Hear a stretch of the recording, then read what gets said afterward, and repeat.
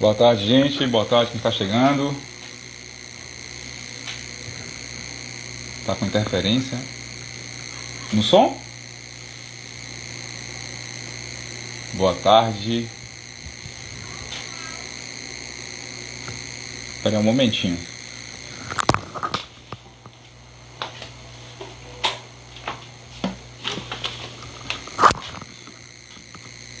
Diminuiu? É o ventilador. Boa tarde quem está chegando. Sejam bem-vindos. Seja bem-vindo quem esteve aqui pela manhã. E seja bem-vindo quem está chegando agora à tarde.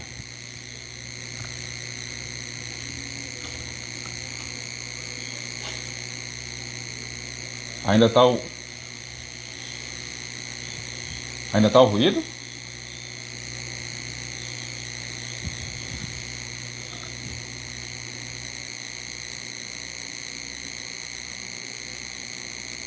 Eu vou colocar para dentro aqui as pessoas que vão participar comigo dessa live. E a gente já inicia.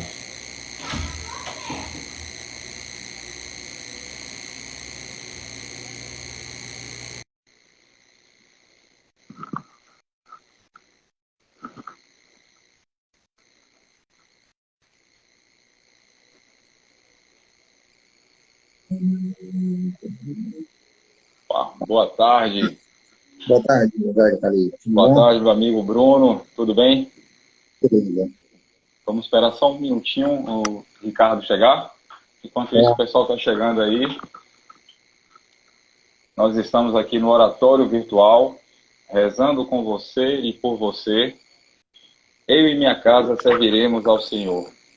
Predicata superfecta. Boa tarde. Pregando sobre os telhados. Boa tarde, meu amigo Bruno. Tudo bem? Tá O somzinho gravando? ligado aqui atrapalhou. Tá beleza? Como é que tá? Estou ouvindo você. Perfeito, tá Então, tudo o beleza. Ricardo chegar. Enquanto o Ricardo não chega, é, eu vou colocar aqui, gente, nos comentários, o Pix do Oratório Virtual. Quem contribui com o Oratório está contribuindo também com a capela lá da Vitória. Qualquer quantia é bem-vinda, certo? Fiquem à vontade. Agradecemos muito, rezamos por vocês, para quem contribuir e para quem não contribuir também. Quem está aqui sempre é alvo de nossas orações. Enquanto o Ricardo não chega, eu vou iniciar invocando a presença da Santíssima Virgem, certo? Para que ela continue nos dando a graça da sua presença neste evento, nos protegendo e nos guiando. Em nome do Pai, do Filho, do Espírito Santo. Amém.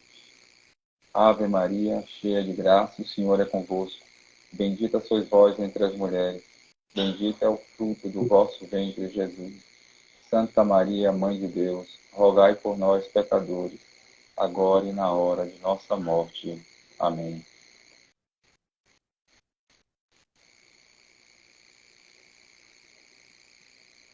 Deixa eu ver se o Ricardo chegou.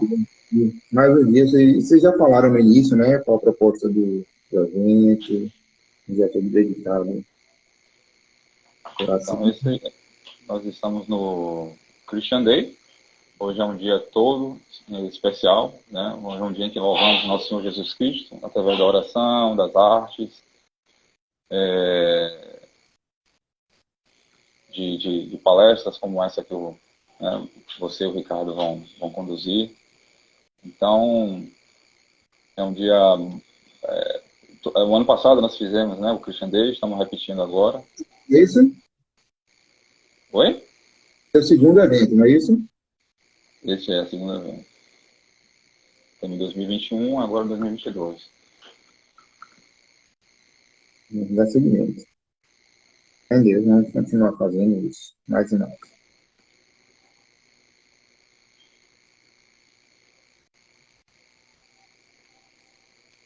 Eu estava perguntando aqui.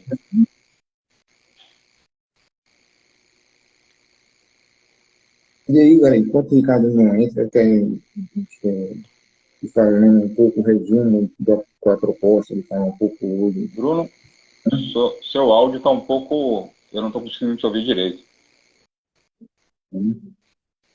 A Candeleia.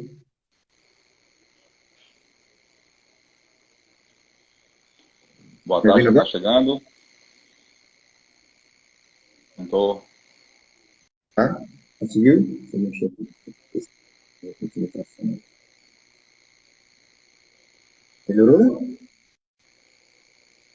Fala alguma coisa. Melhorou aí agora, Calil? Melhorou. Para mim, melhorou. Beleza.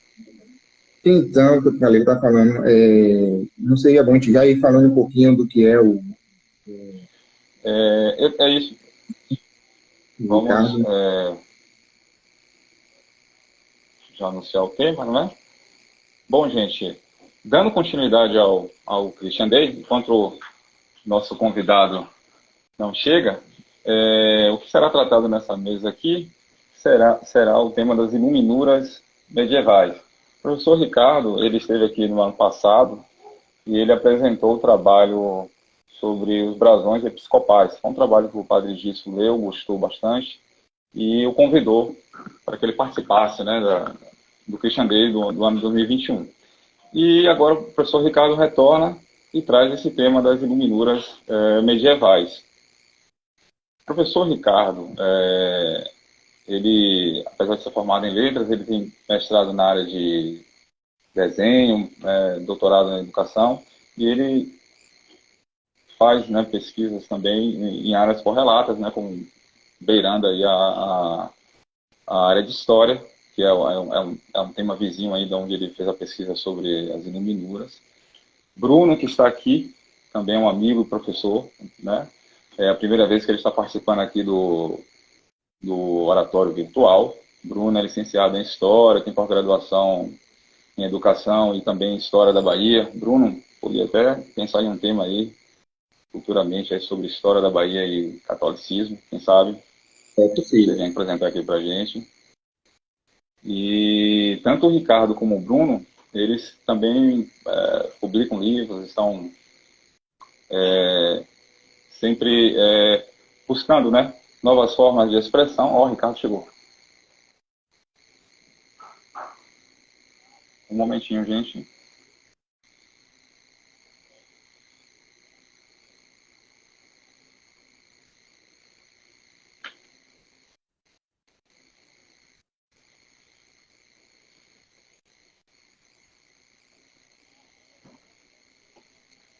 Chegou. Boa tarde. Deixa eu pegar Boa o tarde, fone, meu ó. amigo. Eu estava aqui fazendo uma apresentação aqui dos seus múltiplos talentos. Além de pesquisador e professor, o Ricardo é professor de francês, gente. Ele publica muito no perfil dele as atividades que desenvolve em Aracaju como um professor de francês. Mas, como eu disse, além de professor e pesquisador, o Ricardo também escreve, né? Ele já tem publicado 3 livros infantos juvenis, O Menino que Não Sabia Ser Feliz, Eiva, e o último é o Nimésio e o Dinossauro, não é isso? Esse Nemésio Dinossauro e o Menino são infanto juvenil e o outro, digamos assim, são contos, né? A Eiva não chega a ser infanto juvenil, né? São contos Não, é um livro, digamos assim, um pouco mais sério, eu mais diria, né? adultos. Mais adulto, nesse sentido de... Né? Pronto. E Bruno, que além também de professor, ele também é fotógrafo e escreve poesias, né, Bruno? Contos também. Bruno chegou a publicar um livro juntamente com o nosso amigo e professor Joaquim Gama de Carvalho. Ele participou do mesmo livro, A Esperança Crispada, não é isso? Isso. Também de poesia. Depois me dediquei também a escrever algumas coisas, mas nada publicado em livro ainda, mas em breve pode ser que saia por aí. Certo. Então, como estavam falando, o tema vai ser iluminuras. Para não ficar muito abstrato, já que é um tema cheio de cores e contornos, eu vou mostrar aqui um exemplo de iluminuras, antes da gente dar início, né, à apresentação dos nossos amigos. Eu não sei se dá para ver direito aí. Dá para ver. Dá. Ficou bom, assim. Ver? Aqui é aquele exemplo que você traz no seu trabalho, Ricardo, sobre São Bernardo. Isso, isso. O pecado Então, confrontando com o diabo, né? Confrontando São Bernardo. exato. Mas antes de, digamos, abrir, né, dar a palavra a vocês, e eu gostaria de iniciar a apresentação de vocês lendo a epígrafe do seu trabalho. O título que a gente está divulgando é As Iluminuras Medievais, mas o título da monografia do professor Ricardo é O Desenho das Iluminuras Medievais como representação do pensamento cristão, a ideia de pecado, morte e vida eterna. É um recorte que ele faz no universo medieval, e a partir desse recorte ele vai interpretar as iluminuras que ele pesquisou no Livro das Horas. Eu vou aqui, antes de dar a palavra tanto ao Ricardo quanto a Bruna, que eu gostaria muito de ler essa epígrafe, porque a mim parece que, através dela, a gente consegue entrar quase que diretamente, né, em parte desse universo que o Ricardo tratou na sua monografia, e é um trecho de Fausto, do Fernando Pessoa. Diz assim: tudo é símbolo e analogia. O vento que passa, a noite que esfria. São outra coisa que a noite e o vento. Sombras de vida e de pensamento. Tudo o que vemos é outra coisa. A maré vasta, a maré ansiosa, é o eco de outra maré que está onde é real o mundo que há. Eu achei bastante feliz a escolha da epígrafe, Ricardo. Eu acho que coaduna diretamente com aquilo que você usa como substrato para explicar, né, como é que se deve ler e interpretar uma iluminura. Eu não vou entrar em detalhes sobre essa epígrafe. No momento oportuno você poderia relacionar, né, também com a própria obra e nos dar iluminar um pouco esse aspecto. Eu gostaria que vocês iniciassem, principalmente o professor Ricardo, falando sobre como é que você chegou a esse tema e por que trazer ele aqui para a gente, por que apresentar isso para nós hoje aqui no oratório virtual. O que é que esse tema tem a nos dizer? Eu já mostrei uma imagem aqui para não ficar um assunto meio abstrato. Infelizmente o Instagram tem essa limitação, né? A gente não pode fazer uma apresentação. Mas só para as pessoas terem uma ideia, um exemplo de iluminura, mais uma vez, para quem estiver chegando aí.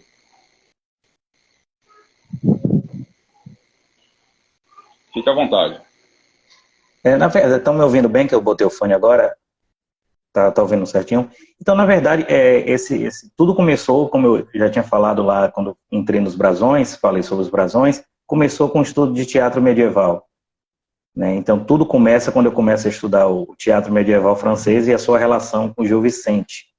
Então, a partir daí, eu fui descobrindo novos caminhos, digamos assim, da Idade Média, tanto no que diz respeito à educação, como a arte como um todo, né? De iluminuras a Giotto mais lá para frente.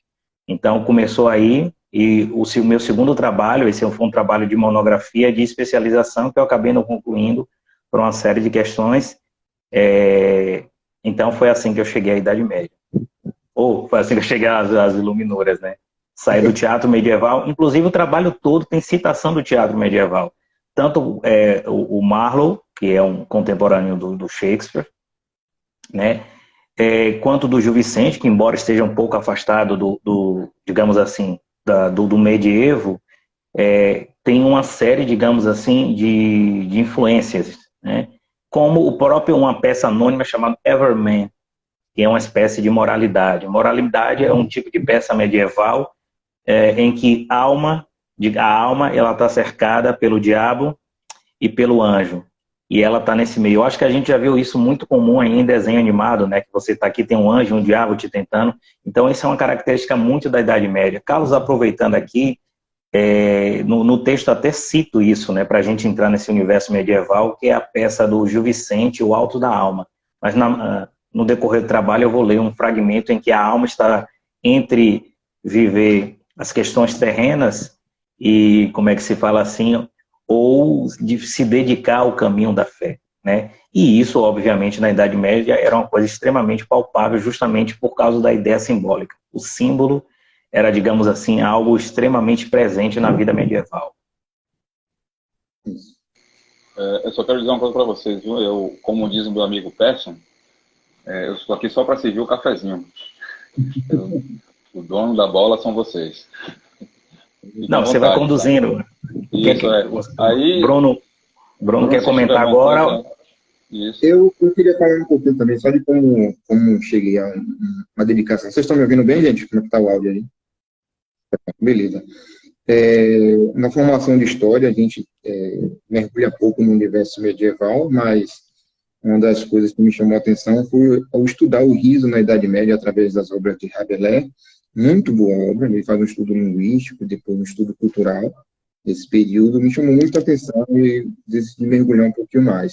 E aí depois, quando eu vi Ricardo trabalhando no Minura, me chamou mais atenção ainda e fez com que eu buscasse mais elementos, mais informações sobre esse período, que dentro do estudo das histórias precisa ainda ser desmistificado, aprofundado, revisto alguns conceitos que ainda precisa ampliar.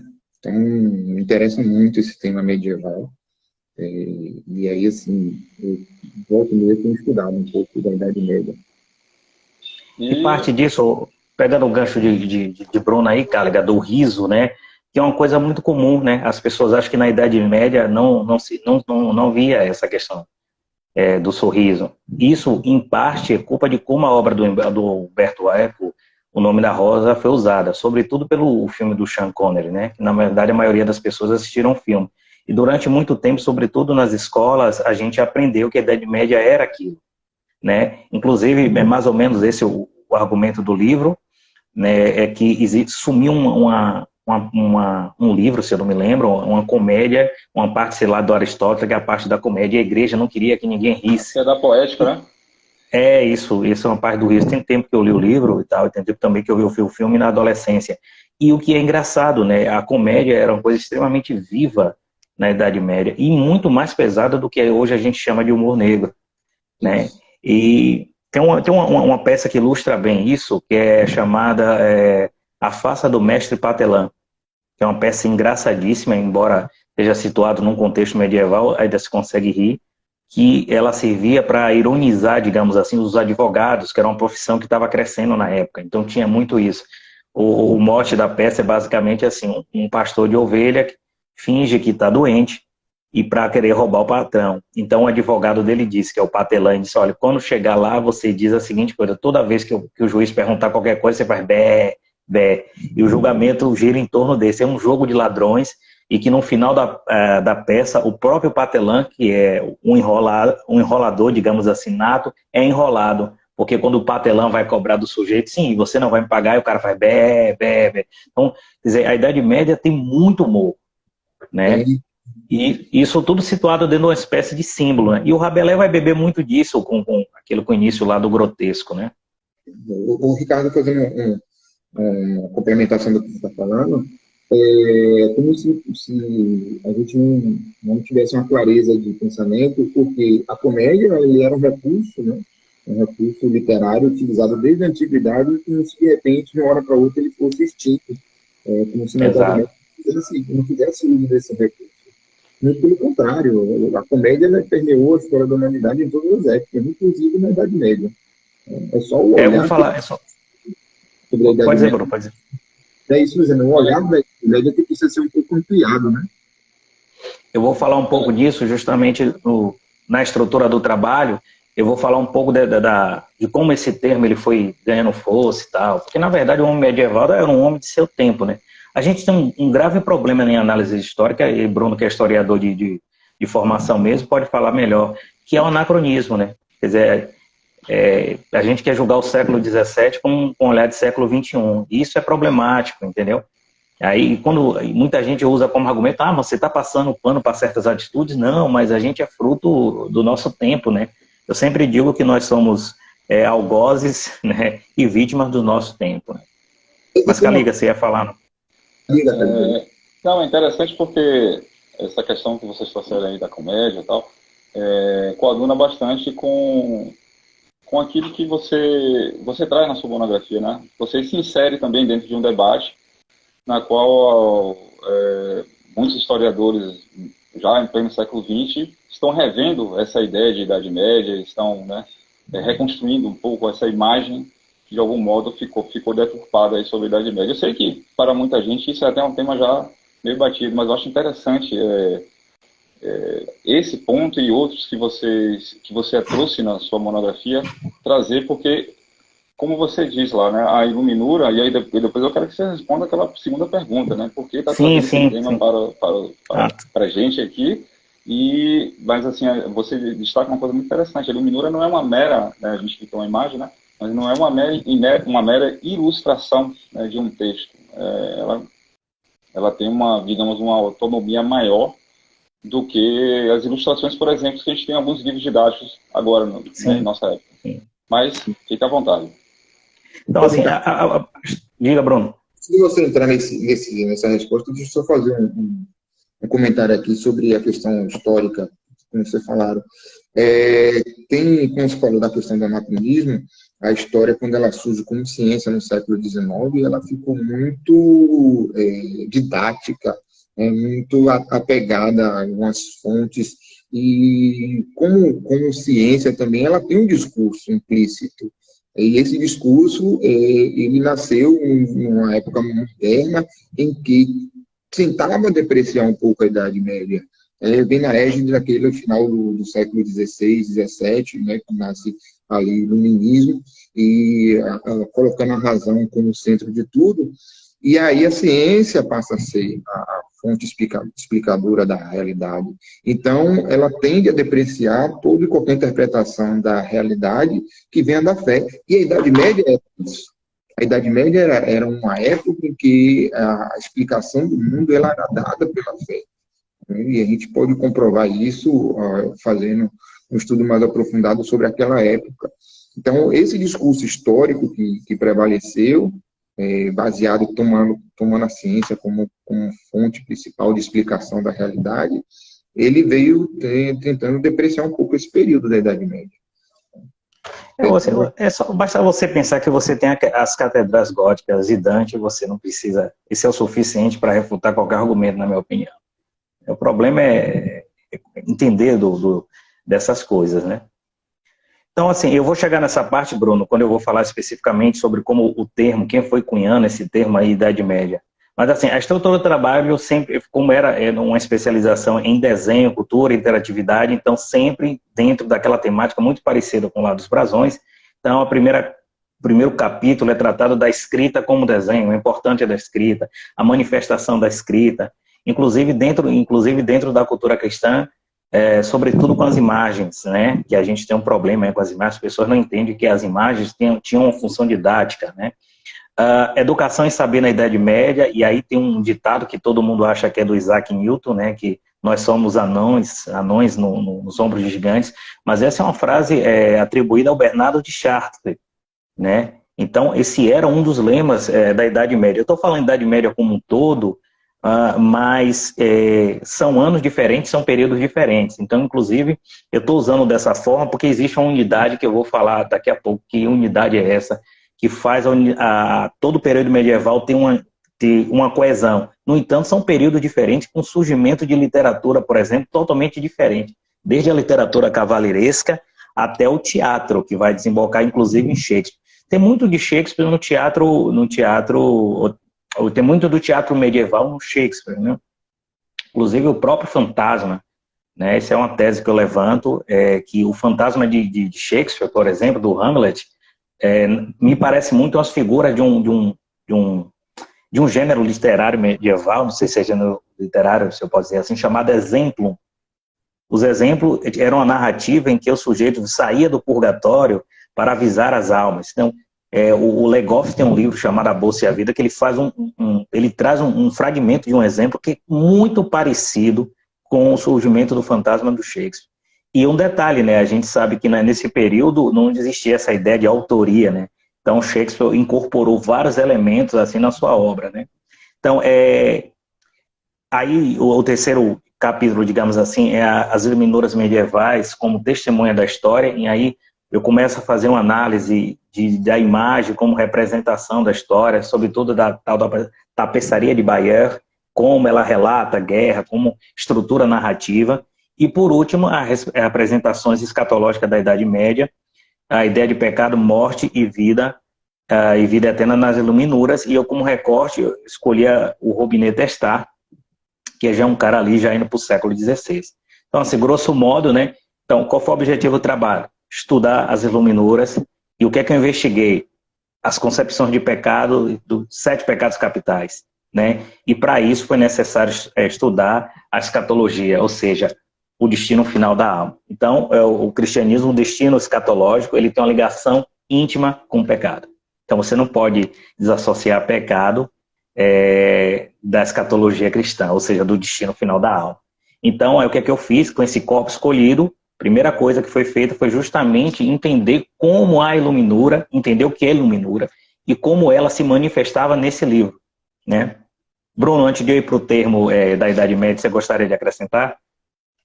Não, a gente tem. Quando você entrar na questão do termo da Idade Média, quem foi que cunhou, tem umas considerações a fazer, porque dentro da própria Idade Média já havia discutido esse próprio termo, de Idade das Trevas, mas sobre uma outra ótica. A gente conversa mais um pouco, dialoga um pouco mais lá na frente. Então, passada essa estrutura do trabalho, mais ou menos o que me guiou, então você tem o termo da Idade Média, que é basicamente cunhado ali no século XVI. Então, por quê? Porque surge o Renascimento com a ideia da civilização greco-latina, então, que estava entre aquele pico de criatividade, né, artístico, literária, o que estava entre elas não passava de um hiato, era uma espécie de intervalo, certo? Então, já começa daí. É como se fosse uma época sempre querendo apagar a outra, né? Então, mas no século XIV, o Petrarca, o Francesco Petrarca, chamava de Tenebrare.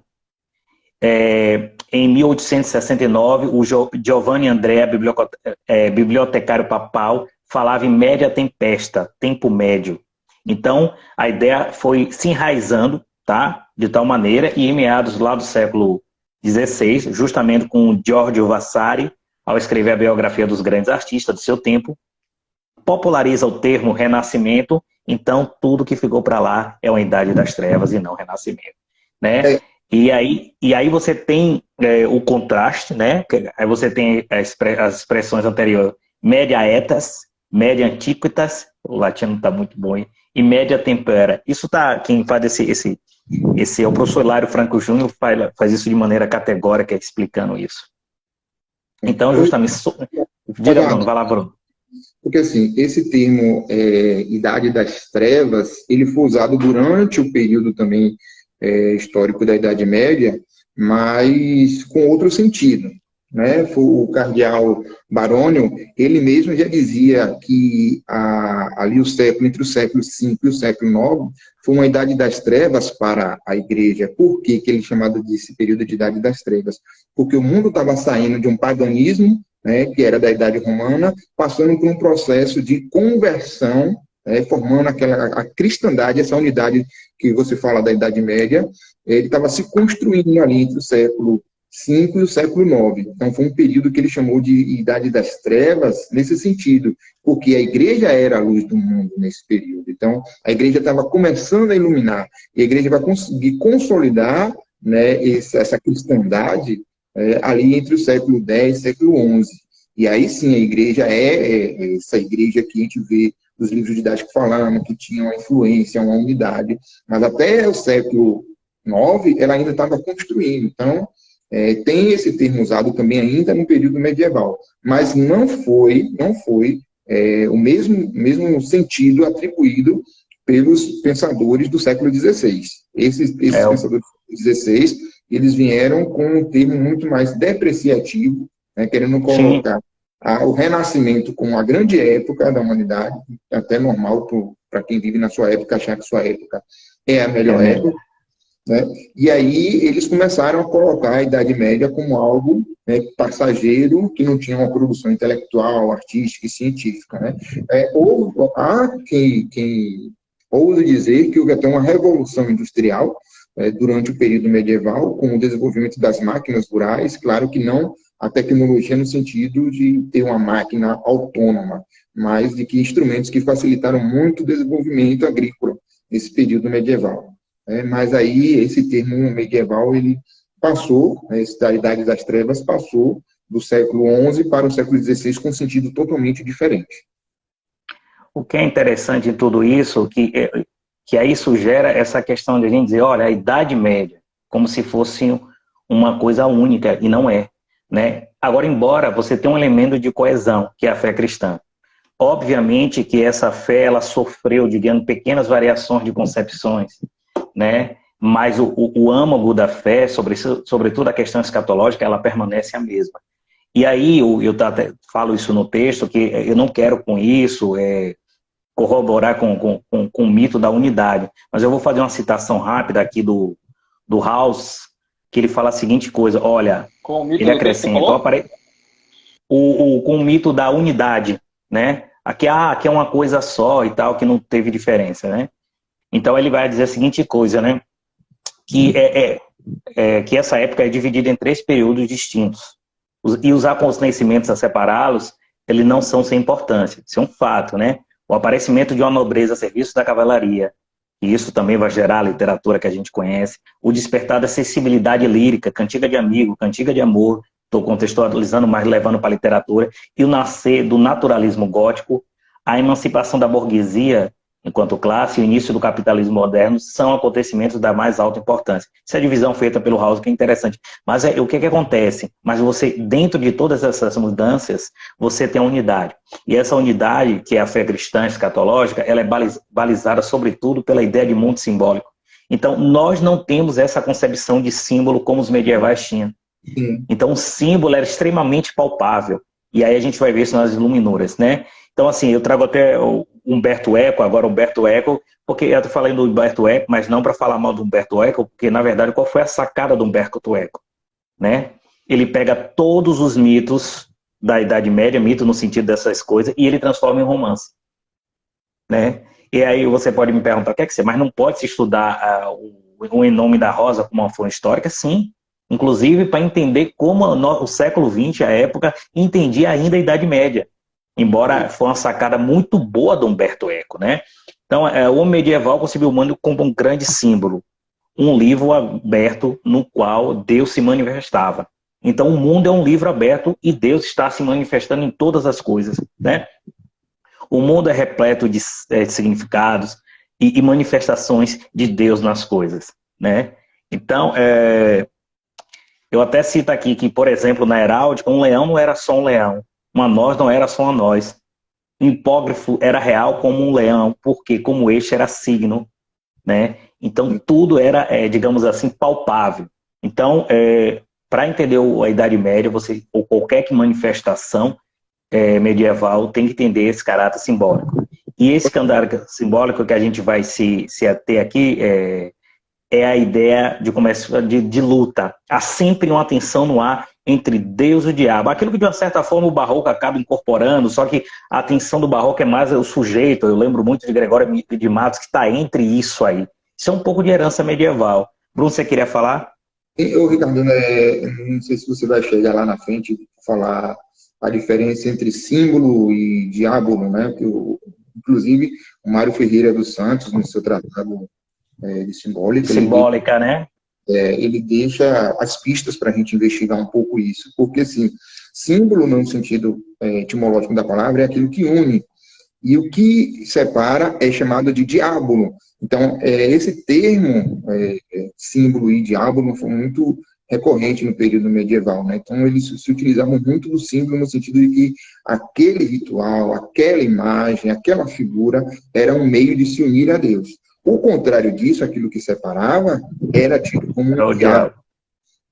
E aí, na época moderna, eu não me lembro bem quem foi o autor, mas eu vou pesquisar depois, posso até colocar aqui no comentário, em que ele fala que o mundo pós-medieval é um mundo que mergulha na influência do diabo, no sentido de que nós teremos uma materialidade muito mais latente que nos afasta de Deus. Então, é mais ou menos nesse sentido. Aí, o homem medieval, ele era um homem simbólico por natureza. Ele buscava, normalmente, essa ligação com Deus. Muito diferente do homem moderno. Embora lá o Kastner, que é o filósofo que vai falar sobre mito, ele vai dizer que o homem é um animal simbólico, né? A diferença é que a mudança a diferença da Idade Média para agora é a relação que a gente tem com o símbolo, né? E como os símbolos eles estão relacionados. Hoje os símbolos são feitos na política, os símbolos eles são feitos em qualquer outra coisa, menos na religiosidade. Mas essa ideia simbólica é muito, muito, muito palpável para a gente. Sobretudo no aspecto agora da palavra da vez, que são as narrativas, né? É possível distorcer qualquer coisa mesmo diante dos fatos. Eu trouxe aqui um pedaço, Bruno, aqui da fala, é bem curtinha, né? Do diabo na peça do Gil Vicente, que eu acho que ilustra bem, o alto da alma. Né? Tem uma linguagem, eu vou tentar, coisa que tem um português mais antigo aqui, mas a gente vai ajustando. Que aí a alma está andando, é uma peça maravilhosa do Gil Vicente, e aí o diabo aparece para ela e diz... Eu vi muito isso a primeira vez em desenho animado, né? Que tinha um anjinho, um diabo, isso é uma referência justamente a isso aí. Então o diabo diz, olha, tão depressa, ó delicada, alva pomba, para onde vais? Quem vos engana e vos leva tão cansado por estrada, que somente não sentis se sois humana, não cureis de vos matar, que ainda está em idade de crescer, tempo hiperafogar e caminhar, vivei a vossa vontade e havei prazer, gozai, gozai dos bens da terra por senhorios e havereis. Eu falo português, é antigo, eu me enrolo também. Aí o anjo depois aparece, andai, quem vos detém? Como vindes pela glória devagar? Olha a diferença, é muito bonita essa parte. Ó meu Deus, ó sumo bem, já ninguém se preza da vitória em se salvar. Então esse eu acho que o Gil Vicente, se por um lado lá o pessoal também fala do símbolo, e acho que o Gil Vicente ele faz muito bem isso aqui nessa peça. Né? E aí, Bruno, quer acrescentar alguma coisa? Não, concluindo Eu vou mais entrar, um. eu vou entrar especificamente agora, já que a gente, didaticamente falando, a gente entendeu a ideia de símbolo, entendeu, mergulhou um pouquinho no mundo medieval, agora a gente vai falar sobre imagens, né? As imagens na igreja, o papel das imagens, essa confusão, teve a reforma iconoclástica lá, é adoração de imagem ou não, essas coisas que aconteceram pela Idade Média. Mas pode continuar. O seu raciocínio é bem curto mesmo, para a gente passar ao próximo passo, é que o homem medieval é isso aí. É essa representação, talvez seja aí o arquétipo do homem medieval, lutando entre a influência, né, do diabo e dos anjos e de Deus. Né? Fazendo valer aquela máxima, quanto mais se reza, mais fantasmas se aparecem. Talvez o homem medieval tenha passado muito mais tentações do que o homem moderno, praticamente. Né? Pois é, né? E aí, se a gente entra inevitavelmente, como está falando de iluminuras, a gente fala em relação à imagem, né? Então, o primeiro impulso de usar a imagem no cristianismo foi uma questão de prudência. Então, Cristo ele se torna um símbolo do peixe, que é um anagrama, tá? A palavra. Então, você era identificado pela imagem do peixe, tá? Então, isso é muito importante. Então, a iconografia, de uma certa maneira, tornou-se uma maneira de pregar o evangelho. Então, por exemplo, aí eu vou citar o Papa Gregório o Grande, que ele diz, pinturas são colocadas nas igrejas para os que não leem, pinturas são colocadas nas igrejas para os que não leem livros possam ler olhando as paredes. Quer dizer, não é mera ilustração e não é objeto de adoração. Obviamente que isso acontece, mas isso é outra história. Mas é um movimento de pregação. Né? Lembrando que essa ideia de letramento, como a gente conhece, não existia na Idade Média. A maioria, nem o Carlos Magno sabia ler. Lia ler rudimentamente, escrevia, acho que nem sabia escrever. Então não era tão comum a leitura, né? Rapidinho, só fazer um adendo aí que você está falando. Além disso, dessa questão ser muito complicada da leitura, você tinha ainda uma formação de um continente com vários povos, com várias línguas, com várias culturas. Então, a imagem era um meio que chegava a todos eles. Né? Exatamente isso. Era uma língua muito restrita, diferente do que a gente achou que dominava todo um continente, era uma língua muito restrita. Vocês tinham germânicos, você tinha ostrogodos, visigodos, né, saxãos, então tinha uma série de pessoas. E a imagem conseguia unir todos eles. Né? E aí, Bruno, por que a imagem conseguia? Por causa da força da simbologia. Então, para ver Cristo, os santos, Maria, eram colocados de maneira frontal, olhando diretamente para os telespectadores. Então não é só a imagem assim, é a disposição da imagem, né, dentro de todo um campo simbólico, porque o símbolo, por isso que às vezes é muito perigoso entre aspas, né, você fazer qualquer análise pegando o livro de símbolo, porque o símbolo é mutável de acordo com a vontade. Acho que uma vez eu falei isso, né, que ali mais ou menos, não sei se era o século XIV ali, começaram a se usar muito azul, aí começaram a pintar o diabo de azul, porque eu estava assistindo o pessoal que fabricava a cor azul, não sei exatamente, não me lembro exatamente a citação do... Tá na Bolsa e a Vida do Legoff, né? E aí os caras começam a mudar. Não, peraí, agora azul vamos pintar o diabo só de azul pra gente jogar a cor azul na carga simbólica. Então tinha essas malandragens também, como toda a época, né? Então não é brincadeira. A Idade Média é uma riqueza. Aí respondendo, Carla, a sua segunda pergunta lá, por que estudar agora? Aí a gente pode, de duas maneiras eu posso responder. De uma maneira mais do campo intelectual. Primeiro, um sujeito que tem vontade de ir para o campo intelectual, eu acho que a Idade Média é uma riqueza sem fim. São temas, eu acho que ainda existe, inclusive existe no Brasil, eu fiz parte há muitos anos atrás, mas deixei de estudar, fui para estudar educação, mas existe a ABREM, eu acho que ainda existe, que é a Associação Brasileira de Estudos Medievais. Então, dá uma olhada no trabalho que essas pessoas estão produzindo, inclusive muito mais atualizado do que eu, porque essas pessoas produzem, isso tem muita coisa boa. Então, essa é a primeira coisa. E para quem é cristão, eu acho que é um reencontro com certas coisas que a gente perdeu na modernidade. Isso. A gente perdeu certas ideias de símbolo. Eu me lembro como adolescente, agora falando mais especificamente do cristianismo, sempre eu ficava, a missa não pode ser mais alegre, a missa não é para ser alegre ou triste, a missa é para ser a missa. Você tem uma sequência de rituais, como eu estava falando com o Caliga, diferente com todo respeito de outras denominações cristãs. A missa ela está voltada para o Cristo, não para o sacerdote. Ele é a representação. Então, eu me lembro ali um texto que tem cada momento dentro daquele ritual, tem vários pequenos rituais que conduzem você a uma coisa. E aí a gente perdeu esse sentido, né?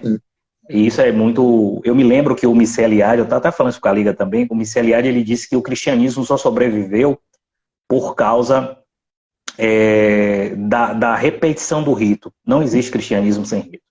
Ou seja, se não existe rito, não existe cristianismo, não existe... Eu até brinco, eu acho que Cristo sacou isso, assim, né? Desculpa o termo, de tal maneira que ele disse, olha, fazer isso em memória de mim. Essa é uma leitura que eu faço, assim, sobre essa questão do tema, assim. Mas é uma leitura também bem rasteira, né?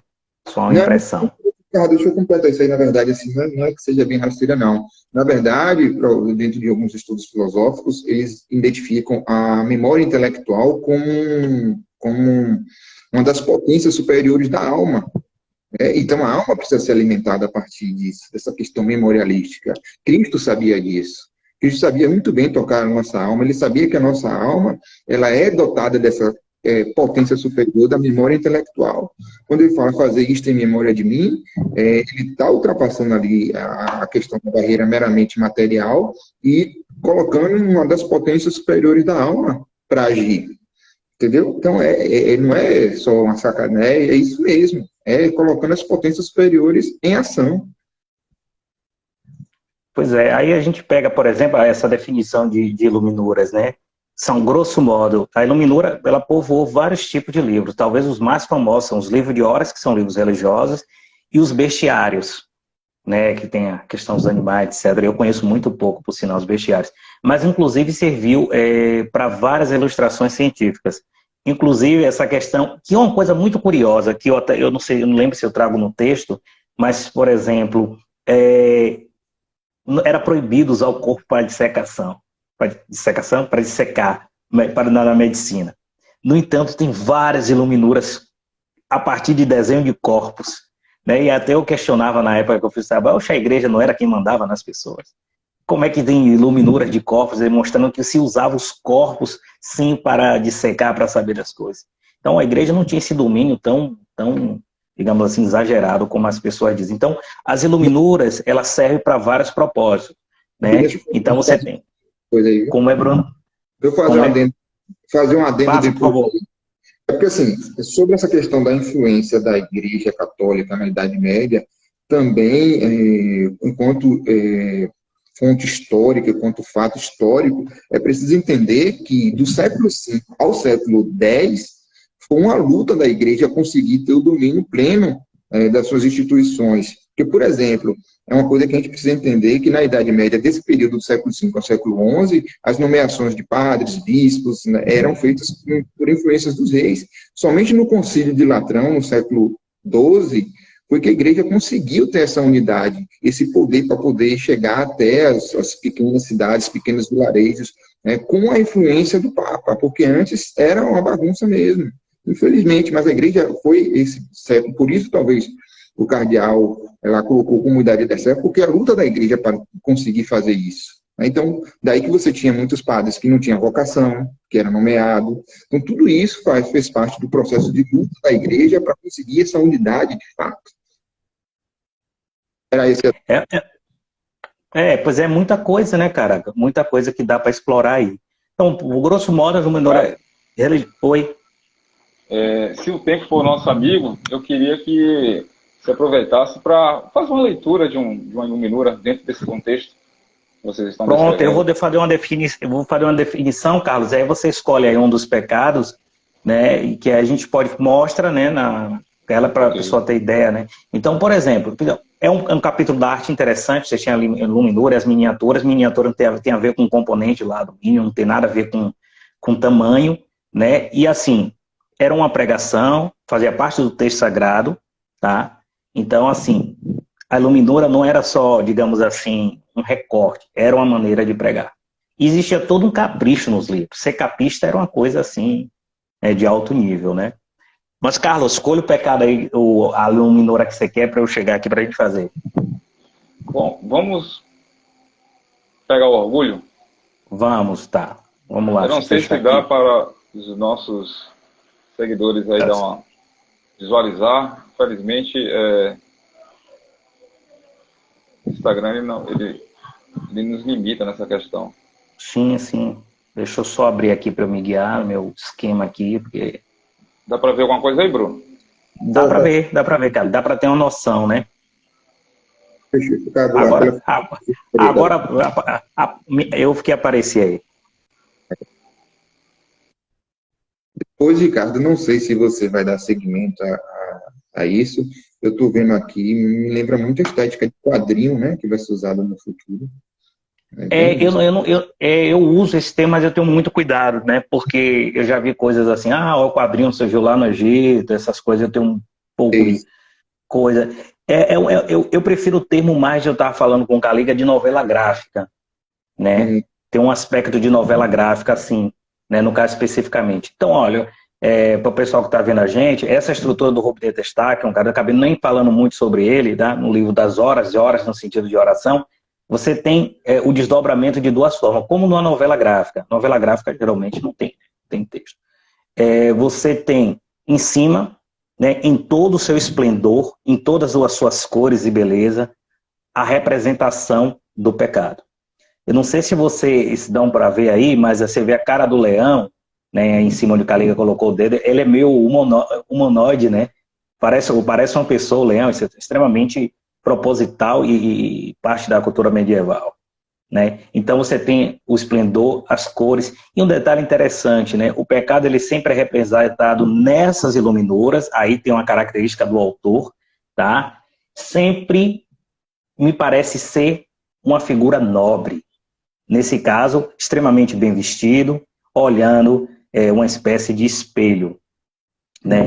Olha a vestimenta. E tem um detalhe importante, embora o capricho aí das cores, nem sempre as cores tinham necessariamente uma ideia simbólica. Isso é muito importante, porque a gente tem a mania de, mas o azul aí, não, depende do contexto. E na parte de baixo, né, você tem, digamos assim, as consequências do pecado. Então, todo o trabalho do Rubem de Testac é mais ou menos dessa forma. Você tem a representação do diabo, geralmente ele vem no canto direito, em alguns no canto esquerdo, sempre com a flâmula, né, comum também os brasões, e qual é a consequência do pecado orgulho. Então você não precisa necessariamente ler a Bíblia, basta que você observe isso aí para que você entre no processo de reflexão, né? Então você vê uma confusão de lado que é, digamos assim, aquilo que o pecado do orgulho gera. E aí, Bruno, quer acrescentar alguma coisa dessa Iluminura aí, você que também viu o trabalho? Não, eu fico ainda precisando me aprofundar um pouco mais ainda sobre as Iluminuras, né, porque cada vez que eu olho, eu fico mais encantado e buscando ver os novos elementos, o quanto isso era um recurso narrativo, né?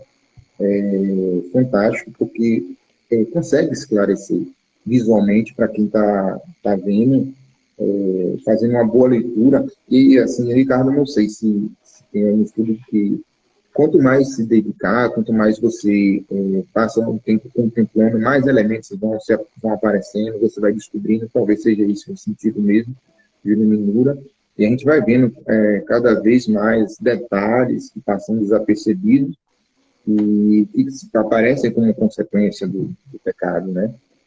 Como o diabo Cara, apresenta algumas fórmulas, né? O orgulho está simbolizado aqui, a questão do espelho, da vaidade também, né? O amor a si próprio. Então, são vários elementos que tem contido aí, que fazem com que a gente comece a refletir um pouco mais sobre esses elementos. Carlos, você pode Ricardo, colocar a imagem novamente, por favor? posso Só para sim. eu fazer uma coisa, mano. Se você ver sobre a parte, sobretudo a parte da baixa, né? Que aí foi a interpretação que eu fiz, que como a gente viu, embaixo é a consequência. Mas você vê as outras luminuras, o diabo está mais magrinho, né? Então, nesse caso aí do diabo, você vê que ele tem um chifre exagerado, né? Ou seja, representa a coroa dele como senhor do mundo, né? E aí, se você reparar bem, ele é uma figura mais gorda, né? Porque é como se a sociedade está tão imersa, né? Segundo a Iluminura do Orbideto, está tão imersa ao pecado que o diabo não faz muito esforço. Chega, ele está alimentado. Então são esses detalhes que fazem a diferença. Se você abrir outra Iluminura, Caliga, só a título de ilustração, só para a gente ver a figura do diabo, só para a gente ter uma noção que ele vai ver, tem uma representação diferente. Então esses são os detalhes das Iluminuras, né? E assim, Ricardo, também se você repara naquela Iluminura, ele está usando o A símbolo. inveja. Sim. A inveja, você vê que o diabo ele está na cor, né? Parecido lá do cavaleiro. A inveja é um cavaleiro galante, né? A representação dos animais, também são muito, muito importantes. Você não entende muitos detalhes, a questão do simbolismo do leão, por causa da questão do tempo e também não tem imagem, eu me guio muito pela imagem. Por exemplo, o leão, ele tem várias simbologias, né? Inclusive o leão é da tribo de Judá, né? Por exemplo, ao mesmo tempo, o leão é orgulho e hoje na nossa modernidade é o símbolo do imposto de renda, né? Então você tem uma série de mudanças no símbolo aí. Mas veja o detalhe, o diabo representado nessa Iluminura é totalmente diferente do outro. Quer dizer, a representação do diabo tem a ver com o pecado, tem a ver com o pecado. E isso, gente, embora pareça talvez não tão vívido, digamos para a gente, na época da Idade Média isso era muito comum. Então qualquer pessoa, entre aspas, claro, que tocasse o olho naquilo entenderia a mensagem. Hoje não, a gente precisa de todo um estudo, digamos assim, porque a gente não está no contexto, né? Nada, nenhuma manifestação de arte está fora do seu contexto. Embora o conteúdo da fé seja o mesmo, não é? Exatamente. O que muda é como essa fé está no final, né? Eu ficaria aqui por um bom tempo aqui ouvindo vocês. Eu teria muitas perguntas a fazer e também observações, mas estamos chegando perto da nossa... Aí, se vocês quiserem fazer alguma conclusão, e a gente encerra com a oração.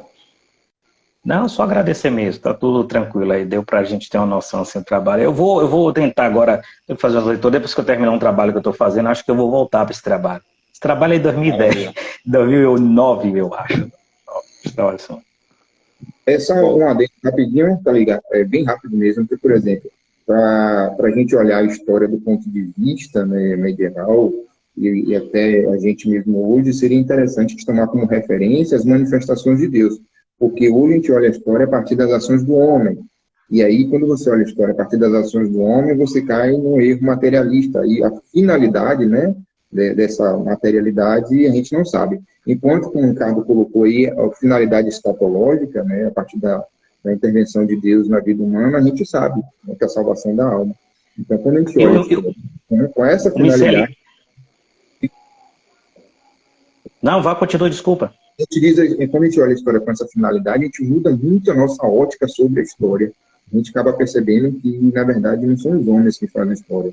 né? Porque, assim, não há história puramente humana, né? Deus está em todos os momentos. A gente acaba esquecendo disso quando se estuda história a partir do ponto de vista meramente científico, né?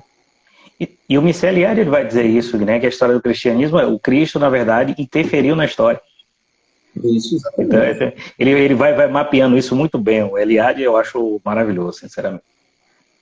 É isso aí. Eu acabei de agradecer também o convite a vocês de participar da live no hoje do Christian Gay, e um Bom, pouco para isso. Valeu. nós aqui agradecemos o Oratório Virtual, fica muito feliz com a presença de vocês. Reiteramos o convite para outros momentos, né? E agradecer também a presença de todos que estão aqui nos acompanhando. E vamos encerrar com uma oração. A vossa proteção recorremos, Santa Mãe de Deus. Não desprezeis as nossas súplicas e nossas necessidades, mas livrai-nos sempre de todos os perigos, ó Virgem gloriosa e bendita. Amém. Amém. A próxima apresentação agora é o professor João Filho, né, o poeta João Filho. Ele vai falar justamente sobre o tema do Christian Day deste ano, que é a alegria de ser católico. É interessantíssimo o que João tem a falar né, sobre o tema. Então aconselho vocês tomarem uma água e retornar para o perfil do oratório. Então, muito obrigado a todos, fiquem com Deus e até a próxima. Valeu, abraço. Tá.